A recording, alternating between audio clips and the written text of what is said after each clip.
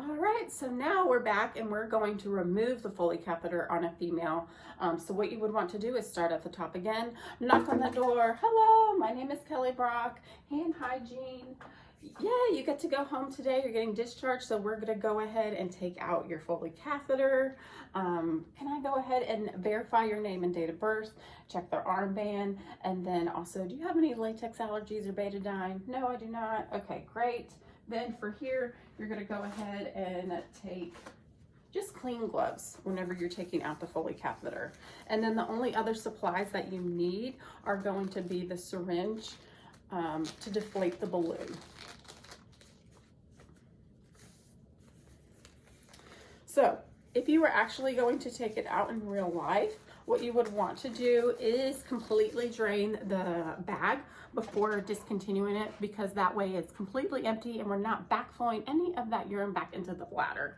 So I would empty my bag completely and this would be empty. And then I would go ahead and open this up and expose their private parts. And so then I would do any sort of peri-care as well. I do want to unclamp this from the fitted sheet. So I would lay everything right here in the middle.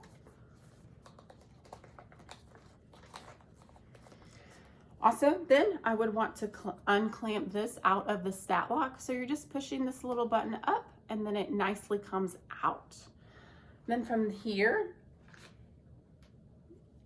so there may be some dribbling and stuff like that. So if you want to get like a washcloth, that would be appropriate. Also, if you're going to be cleaning them up, that would be appropriate as well.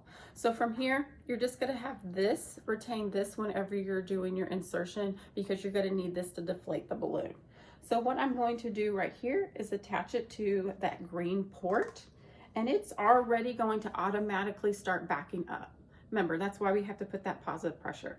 And remember, we put 10 cc's in, so we're going to have to take 10 cc's out to completely deflate that balloon. We don't want to cause any trauma to the urethra whenever we're pulling that out.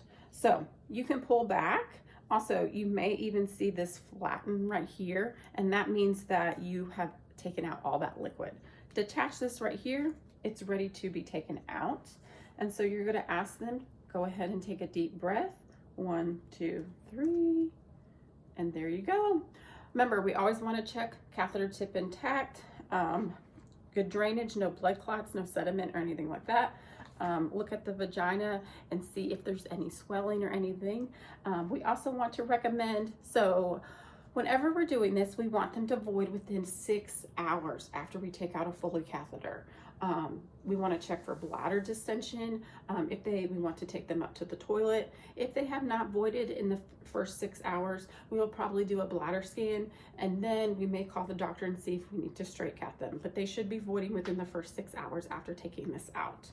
So all of this is just going to go in the general garbage, which you can throw away, and then just go ahead, put the patient's legs back, cover them up, and that concludes the removal of the Foley catheter.